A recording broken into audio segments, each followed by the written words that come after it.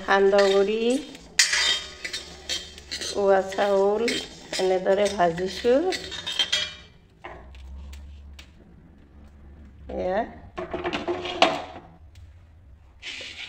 সৰহকৈ চাউলখিনি মই ইয়াত কাঁহীখনত থৈ লৈছোঁ অলপ অলপকৈ ভাজি ল'ম সান্দহগুড়ি বনাম জলপানো খোৱাও হ'ব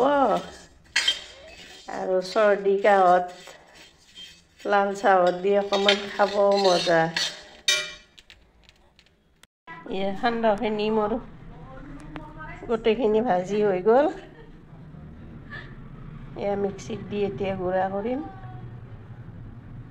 মোৰ সান্দহগুড়িখিনি খুন্দা হৈ গ'ল এতিয়া সান্দহগুড়ি লৈছোঁ এনেকৈ বাটিত গুড় গাখীৰ কল